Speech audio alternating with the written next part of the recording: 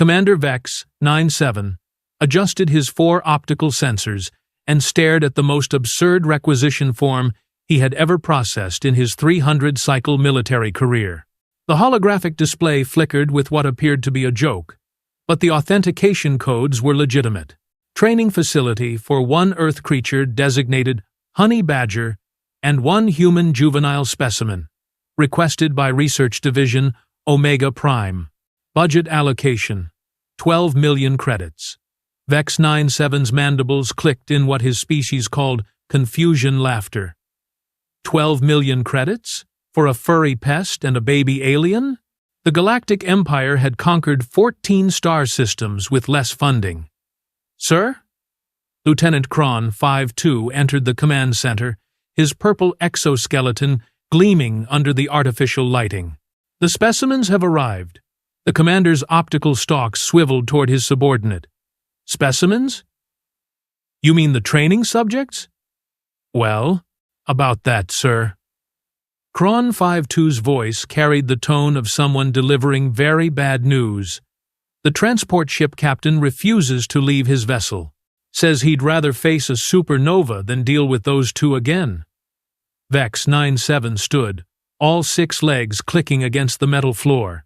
At 3 meters tall, he cut an imposing figure, or so he thought. How dangerous could a small Earth mammal and a tiny human be? The sound that answered him was unlike anything in the galactic database of threatening noises. It started as a low growl, escalated into what could only be described as a chainsaw having an argument with a garbage disposal, and ended with something that sounded suspiciously like gleeful cackling. That would be the honey badger, sir, Crone 5-2 said helpfully. Through the observation window, Vex 9-7 watched as a black and white creature, no bigger than his forearm, systematically destroyed what had been a reinforced transport cage. The metal groaned and bent as tiny claws worked with the time. Efficiency of industrial cutting tools. Impressive, he admitted. And the human child? A small figure appeared in view, approximately 1 meter tall with pale skin and brown hair. The human juvenile was calmly sitting cross-legged, watching the honey badger's demolition work with the kind of focused attention usually reserved for master tacticians studying battle plans. That's Emma Thompson, age 7, from Earth Colony Kepler 442b, Crone 5-2, read from his datapad. According to the files, she was raised by wildlife rehabilitation specialists. Wildlife rehabilitation? Vex 9-7's head tilted. What does that mean? They fix broken animals, sir. Make them healthy again. The commander nodded thoughtfully. This made sense. The Empire's scientists had probably selected subjects with complementary skills. The honey badger provided raw combat potential, while the human offered medical support capabilities. How wrong he was. The transport cage finally gave up with a metallic screech that echoed through the docking bay. The honey badger emerged like a furry missile, immediately scanning its new environment for things to fight, eat, or destroy. Preferably all 3, simultaneously. Emma stood up, brushed dust off her small jumpsuit, and walked over to the honey badger. To Vex 9-7's amazement, the creature that had just demolished reinforced military hardware suddenly became docile, allowing the child to scratch behind its ears. Well, the commander said, this should be straightforward. Famous last words. Training Facility Alpha 7 had been designed to break the will of the toughest warriors in the galaxy. Its obstacle courses had humbled Zephyrian shock troopers. Its combat simulators had reduced Martian berserkers to quivering masses, and its psychological evaluation chambers had made hardened space pirates cry for their spawn mothers. None of this prepared it for Emma and the honey badger, whose name they learned was Bandit. The first exercise is simple, explained drill instructor Quinn. 3-1. A massive being whose species had evolved from predatory pack hunters. Navigate the maze, retrieve the objective, return to start. Standard time limit, 4 hours. Emma raised her small hand. What's the objective? A simulation device representing critical intelligence. Quinn 3-1 replied, proud of his thorough explanation. It will be defended by automated security systems. What kind of security systems? The drill instructor's chest puffed with pride. Laser grids, sonic barriers, pressure-sensitive floors, neural disruptors, and guardian drones equipped with stunning weapons. Emma looked down at Bandit, who was currently trying to eat one of his own hind feet. Okay, when do we start? Quinn 3-1 activated the maze, and immediately the training facility filled with the hum of advanced defensive systems coming online. Force fields shimmered into existence, sensor arrays rotated to active positions, and somewhere in the depths of the maze, guardian drones powered up with mechanical whirs. Emma picked up Bandit, whispered something in his ear, and set him down facing the maze entrance. Beginning timer. Now. Quinn 3-1 announced. What happened next would be studied by military academicians for generations, assuming any of them survived to write the reports. Bandit approached the maze entrance with the casual confidence of someone who had never encountered a problem that couldn't be solved through the application of overwhelming violence. The first laser grid activated, creating a deadly web of energy beams that could slice through battle armor. The honey badger looked at the lasers for approximately half a second, then proceeded to walk directly through them. Sir, Technician RAL 84 called out, the security system isn't responding to the subject. Quinn 3-1 checked his instruments. The lasers were functioning perfectly, their sensors detecting the small mammal's approach, but for some reason they weren't firing. Recalibrate the targeting systems, he ordered. Sir, they're already calibrated. The system is reading the subject as non-threatening. Non-threatening? The commander, who had been observing from the control booth, leaned forward. How is that possible? The defensive grid is programmed to identify hostile intent, RAL 84 explained, sweat beading on his crystalline forehead. According to the sensors, the honey badger registers no aggressive intentions whatsoever. This was technically correct. Bandit wasn't being aggressive. He was simply existing in a universe that happened to be in his way. The sonic barriers activated next, emitting frequencies designed to disorient and incapacitate organic beings. Most creatures would have been reduced to helpless confusion. Bandit's ears twitched slightly, as if he were listening to a mildly interesting song, and he continued forward. Sonic barriers ineffective, RAL 84 reported, his voice climbing several octaves. The pressure-sensitive floors should have been next, but there was a problem. Bandit weighed approximately 12 kilograms. The sensors had been calibrated for creatures weighing at least 50 kilograms, assuming that anything smaller couldn't possibly represent a significant threat. The neural disruptors fired, sending waves of psychic energy designed to scramble cognitive functions. Bandit paused for a moment, tilted his head as if considering something profound, then resumed his leisurely stroll toward the objective. Sir! RAL 84's voice had achieved a pitch that was affecting nearby glass surfaces. I think the neural disruptors might have made him smarter. Finally, the Guardian drones activated. 3 sleek combat units emerged from concealed positions, their stunning weapons charging with ominous electronic whines. These were military-grade automated sentries, each equipped with enough firepower to stop a rampaging Gorlon beast. Bandit looked up at the approaching drones with what could only be described as delighted interest. Here, finally, was something that might provide entertainment. The first drone descended to optimal firing range and discharged its stunning weapon.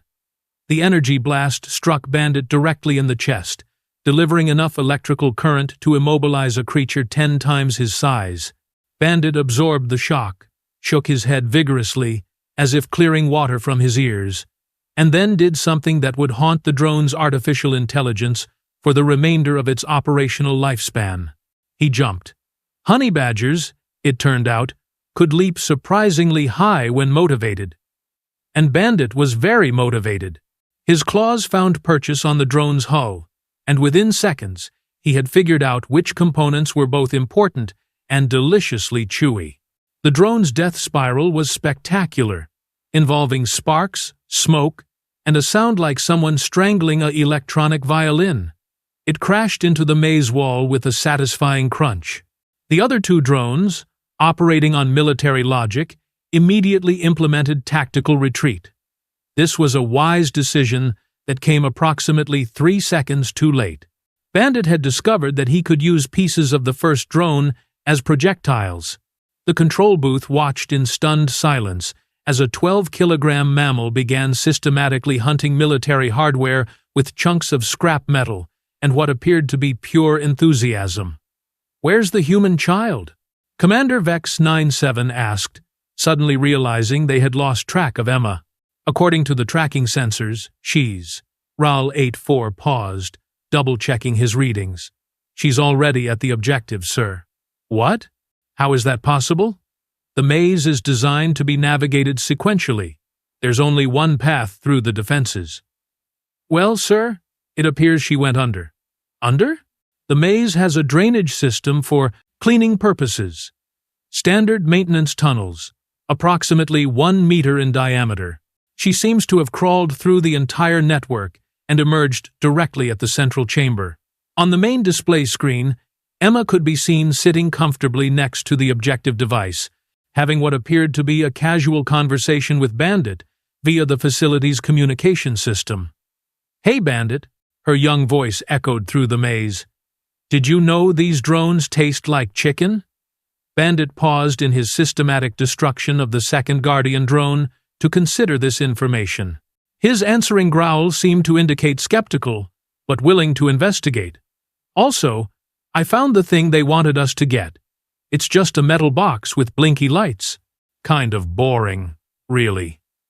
The third drone, operating on increasingly desperate programming, attempted to flank Bandit by approaching from behind. This drone had been upgraded with stealth technology, sound dampening, and advanced camouflage systems. Bandit sensed its approach anyway, spun around with impossible speed, and launched himself directly at its optical sensors. "Sir, Quinn 3-1 said quietly, "Should we call off the exercise?" Commander Vex 97 was too fascinated to answer. In his entire military career, he had never seen anything like this. The honey badger wasn't just defeating their security systems, he was having fun doing it. And the human child had completely circumvented the entire challenge through what could only be called creative thinking. Timer shows elapsed time. 17 minutes, 32 seconds. Ral 84 reported. 17 minutes. The previous record had been 3 hours and 14 minutes, set by a team of cybernetically enhanced commandos. Emma emerged from the maze carrying the objective device, with Bandit trotting beside her. The honey badger had somehow acquired pieces of all 3 Guardian drones and was wearing them like trophies. His expression suggested deep satisfaction with a job well done. "That was fun," Emma announced cheerfully. "What's next?" The training staff exchanged glances that conveyed varying degrees of panic, disbelief, and existential crisis. "Well," Commander Vex 97 said slowly, "let's try the combat simulation." Combat Simulation Chamber Beta was the Empire's premier virtual reality training environment. It could recreate any battlefield scenario with perfect accuracy, complete with environmental hazards, enemy combatants, and realistic consequences for failure. The scenario, explained combat instructor Hex 26, is a standard siege situation. You are defending a fortified position against overwhelming odds. Enemy forces number approximately 500. Your objective is survival for a minimum of 2 hours. Emma nodded seriously. "Are they trying to hurt us?" Emma, "In simulation, only. Yes. The system will register hits and calculate damage. If you are eliminated, you will respawn at the starting position." "What about Bandit?" Hex 26 looked down at the honey badger, who was currently investigating whether the instructor's leg armor was edible. "The same rules apply. This was the instructor's second major mistake of the day. The first had been volunteering for this assignment. The simulation activated, and suddenly Emma and Bandit found themselves in a realistic recreation of a medieval castle under siege. The walls were stone, the air smelled of smoke and metal, and in the distance, the sound of approaching armies could be heard. Emma looked around with the analytical eye of someone who had spent her entire short life solving problems involving dangerous animals. "Bandit, what do you think?" Bandit's assessment of the situation was characteristically direct. He had spotted the enemy army approaching across the simulated battlefield, and his tactical analysis concluded that they were probably not friendly. More importantly, they were between him and whatever might be available for lunch. The enemy forces will reach the castle walls in approximately 10 minutes, Hex 26 announced from the control room. "Remember, your goal is defensive survival, not offensive action." Emma had found a good vantage point on the castle walls and was watching the approaching army with professional interest. "Bandit, I count about 500 soldiers, maybe 50 cavalry, and what looks like siege equipment." Bandit's response indicated that he had also noted these details and was unimpressed by the numbers. "They have ladders, rope, and some kind of catapult," Emma continued. "Standard siege formation. Pretty conventional approach." The approaching army was, indeed, following textbook siege doctrine. Shield walls, archer support, cavalry for flanking maneuvers, and siege engines for breaching defenses. It was the kind of organized military assault that had conquered civilizations. Unfortunately for them, they were about to encounter something that had never appeared in any military textbook. "Here they come," Emma said calmly. The first wave of attackers reached the castle walls and began deploying their ladders. This was always the most dangerous part of any siege, requiring soldiers to climb exposed while defenders rained down arrows and oil. But there were no arrows or oil waiting for them. Instead, there was Bandit. The honey badger had positioned himself at the top of the first ladder and was waiting with the patient intensity of a professional. As the lead soldier's head appeared over the wall, Bandit introduced himself with his traditional greeting, a comprehensive application of claws to whatever seemed most vulnerable. The soldier's scream was cut short as he plummeted back to ground level, taking 3 of his colleagues with him. Ladder number 2 suffered a similar fate, except that Bandit had learned from the first encounter. This time, he rode the falling soldier partway down before jumping clear, landing squarely on the head of an approaching cavalry officer. "Sir?" Technician RAL-84 reported from the control booth. "Enemy casualties are mounting faster than the system can calculate." "How is that possible?" Hex 26 demanded. "It's one small mammal against 500 trained warriors." "Well, sir, the honey badger seems to have developed a new tactical approach. Instead of defending the walls, he's going down to meet the enemy directly." On the main display, they could see Bandit working his way through the siege army with the systematic efficiency of a natural disaster. He wasn't following any recognizable combat doctrine. Instead, he seemed to be improvising based on what looked most interesting at any given moment. A catapult caught his attention, primarily because it was large and complicated and probably contained numerous components that could be improved through the application of teeth. The siege engine's crew fled as 12 kilograms of focused destruction began disassembling their carefully constructed war machine. "What's the human child doing?" Commander Vex 97 asked. Emma had climbed down from the walls and was walking calmly through the battlefield, apparently collecting things. As they watched, she picked up abandoned weapons, pieces of armor, and what appeared to be food supplies. "She's looting?" Hex 26 said uncertainly. "Looks like it." Vex 97 agreed. "But why?" They got their answer a few minutes later, when Emma began distributing the collected supplies to soldiers who had been injured in their encounters with Bandit. She moved between friend and enemy without distinction, offering water to the thirsty, bandaging wounds, and providing what appeared to be tactical advice. The human is healing the enemy combatants, RAL 84 reported, his voice reaching new heights of confusion. Can she do that? Is that against the rules? Sir, there are no rules against providing medical assistance to enemy forces. The scenario parameters didn't account for that possibility. Meanwhile, Bandit had discovered something that interested him even more than siege equipment: the enemy army's supply train. Somewhere in those wagons was food, and after 30 minutes of vigorous combat, he was developing an appetite. The supply wagons were guarded, of course, but the guards were having trouble focusing on their duties. This had something to do with the fact that their entire army was being systematically dismantled by what appeared to be a small, furry, and extremely enthusiastic natural disaster. Bandit approached the supply train with characteristic directness. The guards, who had been watching their colleagues flee from various parts of the battlefield, took one look at the approaching honey badger and made an executive decision to find urgent business elsewhere. Simulation time remaining: 1 hour, 12 minutes, the system announced. Enemy forces remaining? Hex 26 asked. Approximately. None, sir. None? The majority have fled the battlefield. The remainder are receiving medical treatment from the human child and appear to have joined her side. On the display, Emma had established what looked like a field hospital in the center of the battlefield.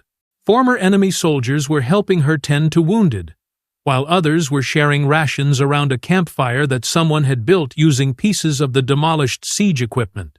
Bandit emerged from the supply train carrying what appeared to be an entire ham, looking deeply satisfied with the day's accomplishments. So, Emma called out to the observation booth, "Did we win?" Commander Vex 97 stared at the aftermath of what had once been the Empire's most advanced training facility. The cost assessment, scrolling across his screen, made his optical stalks cross involuntarily. 17 million credits in damages, from a 7-year-old human and a mammal that weighed less than his breakfast. "Sir," Lieutenant Kron 52 approached cautiously. "High Command is requesting a status report." "Tell them we need more funding," Vex 97 replied weakly. "More funding, sir? For what?" "Stronger cages. Much stronger cages." The emergency meeting in conference room, Gamma Prime, gathered the facility's top personnel. Present were combat instructor Hex 26, still twitching from his encounter with the simulation chamber; drill instructor Quinn 31, whose confidence had been shattered along with his obstacle course; Chief Medical Officer Zara 44, whose services had been requested after several staff members developed what appeared to be nervous breakdowns; and psychologist Nim 81, brought in to assess the mental stability of both the subjects and the increasingly traumatized training staff. "Let me understand this correctly," said psychologist Nim 81, reviewing her notes. "In the first exercise, the honey badger defeated military-grade security systems through sheer indifference to conventional deterrence?" "That's correct," Quinn 31 confirmed. "The defensive grid couldn't process something that registered as both non-threatening and completely unstoppable." "And the human child bypassed the entire maze by crawling through maintenance tunnels?" "Yes, but that's not the disturbing part," Hex 26 interjected. "The disturbing part is that she had memorized the facility blueprints during the transport flight. No one gave her access to them. She just asked the ship's computer politely." Nim 8. One made another note. "And in the combat simulation? The honey badger dismantled an entire army while the human established a field hospital and convinced enemy combatants to defect." "I see." Nim 81's tentacles writhed thoughtfully. "And our response to this has been?" Uncomfortable silence filled the conference room. "We're going to try the psychological evaluation next, Commander," Vex 97 announced finally. Chief Medical Officer Zara 44's chromatic plates shifted to a color that indicated severe concern. "Sir, are you sure that's wise?" Perhaps we should consider that these subjects might be beyond our current training parameters? Absolutely not, the commander declared. The Empire has invested too much in this program to abandon it now. Besides, what's the worst that could happen? Later, historians would identify this as the moment when the situation transitioned from merely catastrophic to completely beyond rational comprehension. The psychological evaluation chamber was the facility's pride and joy. It could probe the deepest recesses of any mind, uncovering fears, motivations, and hidden psychological triggers. The chamber used advanced neural scanning technology combined with holographic scenarios designed to reveal personality traits and mental vulnerabilities. The process is completely safe, psychologist NIM81 explained to Emma and Bandit. You'll experience a series of scenarios while the system monitors your psychological responses. Emma nodded attentively. Will it hurt? Not at all. You might see some unusual images or situations, but remember, none of it is real. Bandit was more interested in whether the chair was edible, but after determining it was disappointingly metallic, he settled down for what he assumed would be nap time. Beginning psychological scan, announced Technician RAL-84 from the control booth. The chamber filled with soft, pulsing light, and the neural scanners activated. Immediately, warning indicators began flashing across the monitoring equipment. "Sir," RAL-84 called out, "we're getting some unusual readings." "What kind of unusual?" NIM81 asked. "Well, the system is trying to establish baseline psychological parameters for the subjects." But he paused, checking his instruments again. "The human child's neural patterns are unlike anything in our database." "How so?" "She appears to be completely immune to fear-based psychological manipulation. When the system projects threatening scenarios, her stress indicators don't just stay stable, they actually decrease. It's as if danger makes her calmer." On the chamber's main screen, Emma was sitting peacefully in the center of a holographic thunderstorm, complete with lightning strikes and tornado formations. She seemed to be enjoying the light show. "And the honey badger?" "The honey badger is—" "Well, sir, I'm not sure the system can actually scan him." "What do you mean?" "Every time the neural scanners try to establish a connection, they get feedback that crashes the monitoring software. It's like his brain is actively hostile to analysis." In the chamber, Bandit had awakened and was staring directly at the neural scanning array with an expression that somehow conveyed personal offense at the intrusion attempt. "Try increasing the scanner intensity," NIM81 ordered. This proved to be a mistake of considerable magnitude. The enhanced neural scanners attempted to penetrate Bandit's psychological defenses. For approximately 2.7 seconds, the system seemed to be making progress. Then, something unprecedented happened. Bandit began scanning back. "Sir!" RAL-84's voice climbed several octaves. "The honey badger is somehow accessing our computer systems." "That's impossible. He's an organic life form, with no technological augmentations." "Tell that to him, sir. He's currently browsing through our classified files. On the auxiliary displays, they could see data streams flowing in directions that violated every principle of information security. The honey badger, through some means that defied explanation, was not only resisting psychological analysis, but actively investigating the systems trying to analyze him." "What's he looking for?" Commander Vex-97 demanded. "Food distribution schedules, sir." "And—" "Oh no." "What?" "He's found the personnel files. He knows where everyone lives." Meanwhile, Emma had noticed that the holographic scenarios were becoming increasingly elaborate. The system was now projecting her worst fears, which, according to its analysis, should include heights, enclosed spaces, and separation from family. Instead, the chamber filled with a peaceful meadow where holographic wildlife grazed contentedly. Emma was helping a projected injured rabbit when she noticed Bandit's unusual behavior. "Hey," she said, apparently addressing the monitoring equipment directly, "you're making him mad." Can she hear us? Nim 81 asked. Not according to our instruments, but… Raul 84 shrugged helplessly. Nothing is according to our instruments anymore. Emma stood up in the center of the chamber. He doesn't like it when people try to look inside his head without asking. It's rude. The neural scanners are non-invasive. Nim 81 called out through the communication system. They can't cause harm or discomfort. Maybe not to regular animals, Emma replied, but Bandit isn't regular. As if to emphasize this point, Bandit did something that would be discussed in xenobiology journals for decades to come. He interfaced directly with the facility's main computer and began systematically accessing every database connected to the network. He's in the cafeteria systems, Raul 84 reported with growing panic.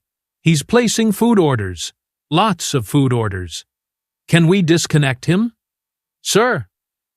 We've tried. He's somehow using the neural scanning array as a wireless access point. And Raul 84's voice became very small. He's learned to place priority requisitions. What kind of requisitions?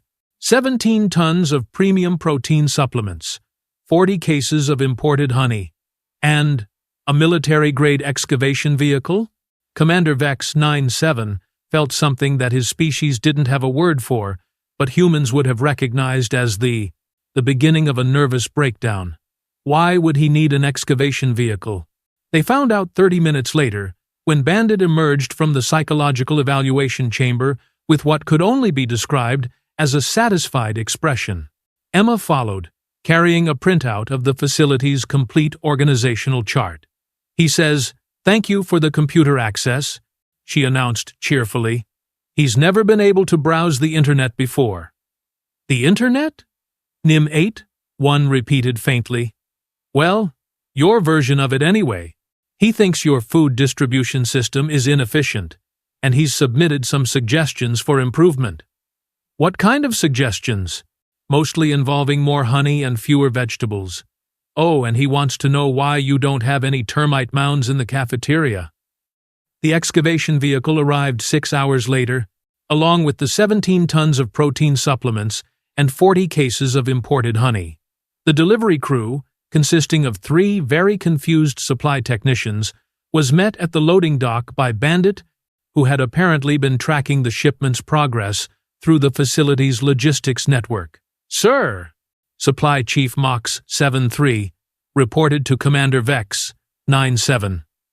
The honey badger has signed for the delivery, with a paw print. That somehow came through as authenticated authorization codes. He hacked our supply chain system? Not hacked, sir. According to the records, he submitted a formal requisition request through proper channels, complete with justification paperwork and budget allocation references. Vex 97 reviewed the requisition forms on his display.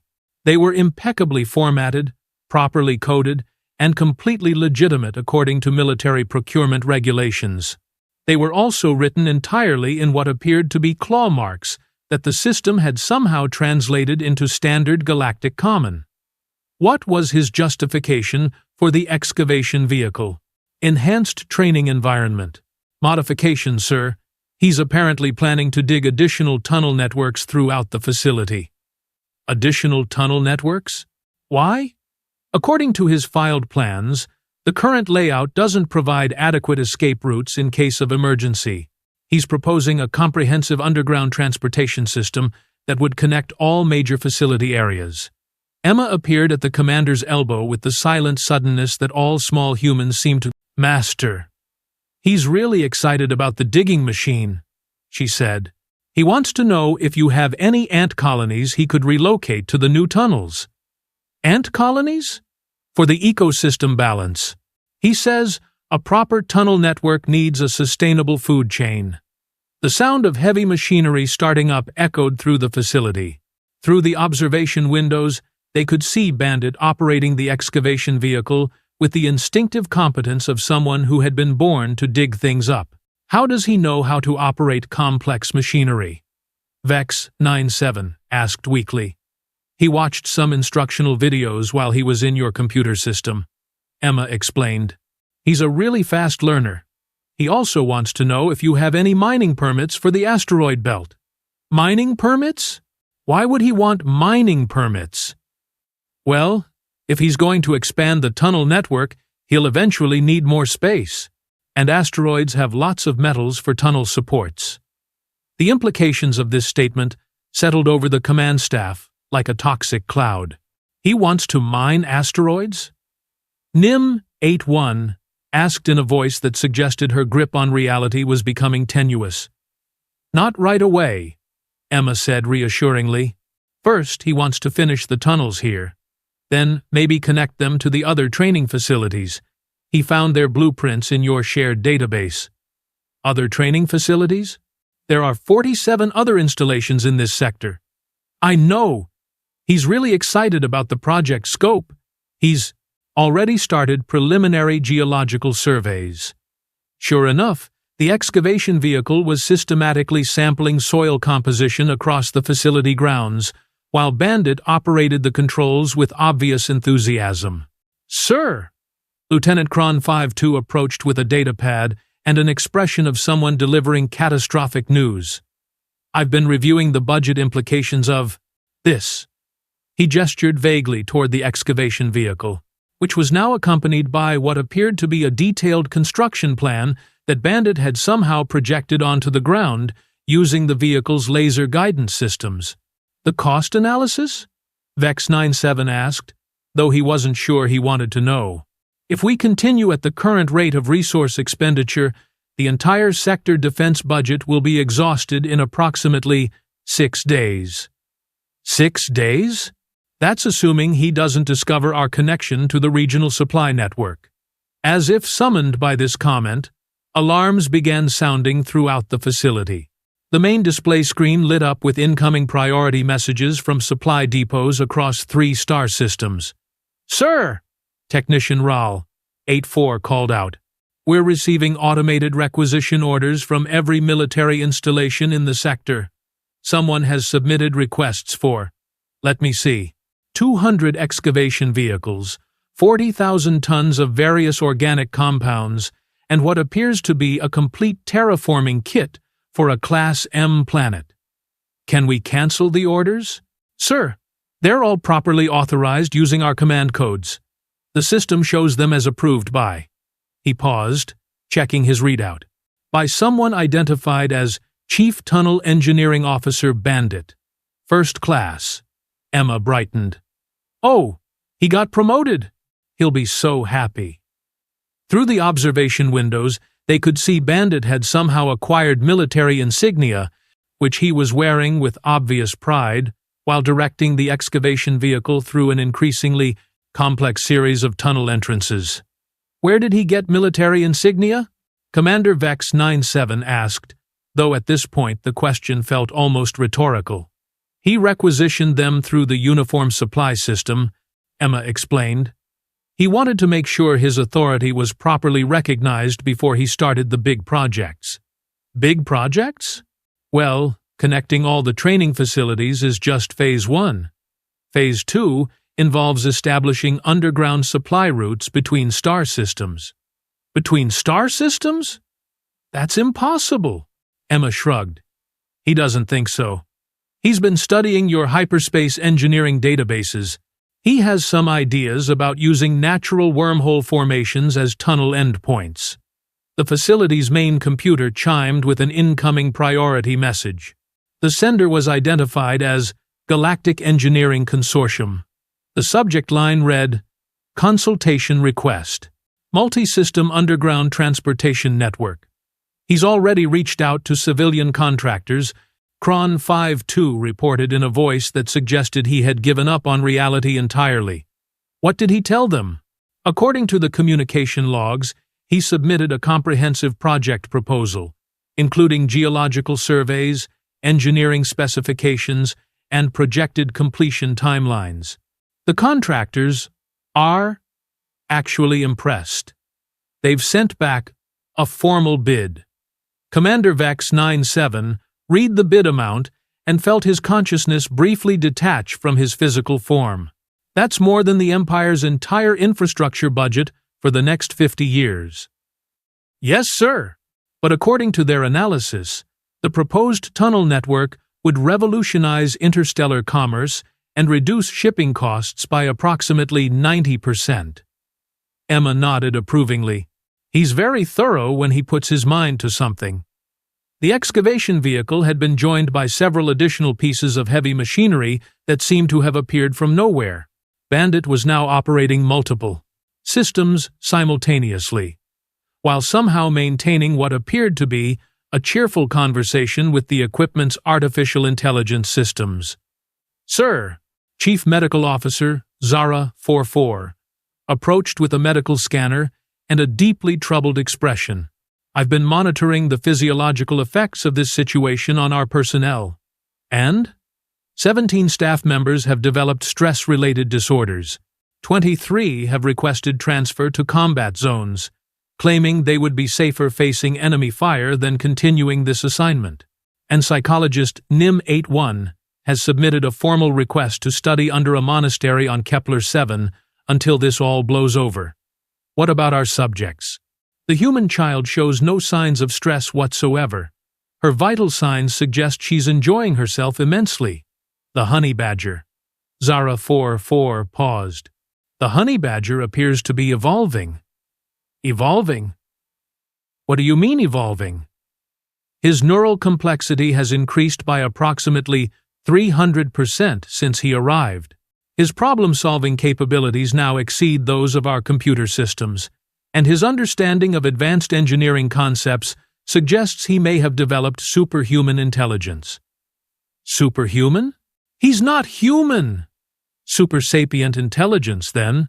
The point is, he's becoming more intelligent, faster than our instruments can measure. Emma overheard this conversation and nodded thoughtfully. That makes sense. He's always been really smart.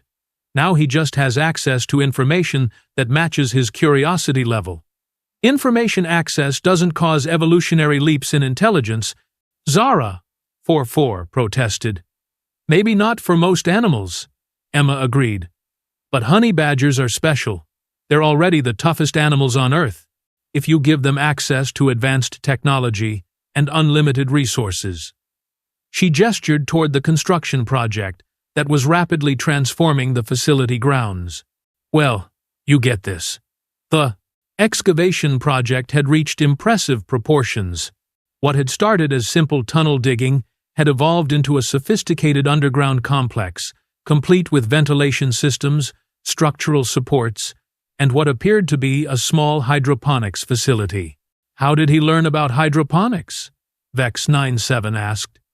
He got bored during lunch and read some agricultural databases, Emma replied. He thinks the cafeteria food lacks nutritional diversity. A new alarm sounded, different from the previous alerts. This one indicated incoming communications from High Command. Sir, Communications Officer Dex 6 reported, we're receiving a priority transmission from Fleet Admiral Gox Prime Alpha. On screen. The main display activated to show a massive alien figure whose species was known throughout the galaxy for their military prowess and complete intolerance for failure. Fleet Admiral Gox Prime Alpha's expression suggested that someone was about to have a very bad day. Commander Vex 97. The Admiral's voice carried the authority of someone who had conquered solar systems before breakfast. Explain to me why my supply network is being systematically reorganized by someone identified as a honey badger. Well, sir, that's complicated. I have received reports of unauthorized requisitions totaling more than the Empire's gross domestic product. Supply depots across 17 sectors are requesting guidance on deliveries of exotic materials to coordinates that apparently don't exist yet. And somehow, every single order has been processed through proper channels with valid authorization codes. Sir, we're dealing with some unusual subjects in our training program. Unusual?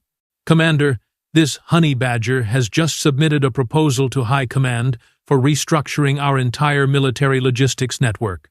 The proposal is 12,000 pages long, includes detailed cost-benefit analyses, and appears to have been written by someone with intimate knowledge of supply chain management across multiple galactic quadrants. Emma waved cheerfully at the screen. "Hi, are you Admiral Gox? Bandit wanted to thank you for the fast approval on his mining permits."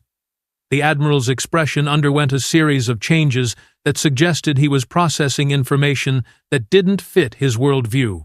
Mining permits? For the Asteroid Belt Development Project. He's really excited about the mineral extraction capabilities. He says your efficiency ratings are impressive. I didn't approve any mining permits. Oh, Emma said, consulting a datapad that had appeared from somewhere.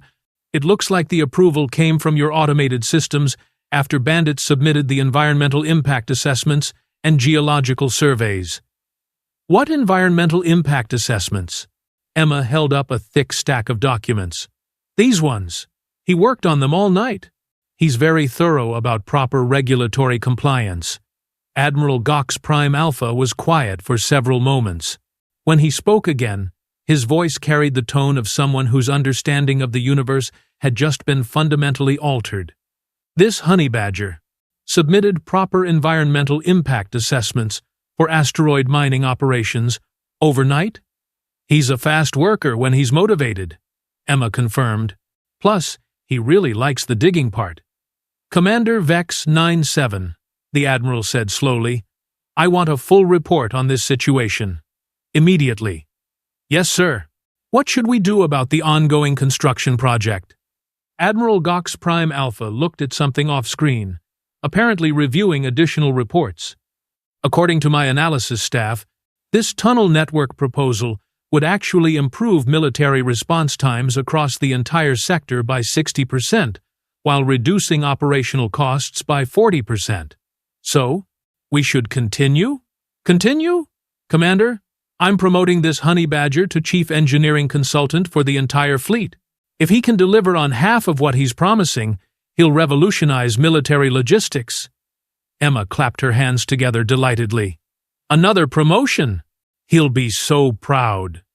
The transmission ended, leaving the facility staff in stunned silence. So, Commander Vex 97 said finally, I guess we're no longer training them. No, sir. Lieutenant Crone 5-2 agreed.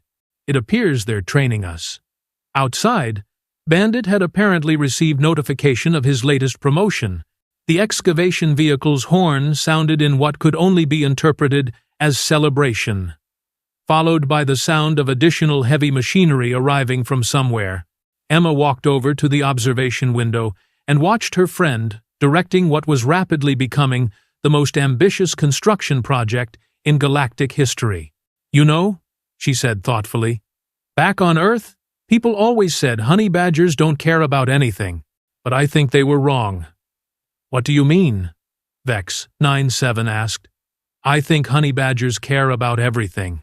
They just don't care about the things that usually stop other animals from doing what they want to do.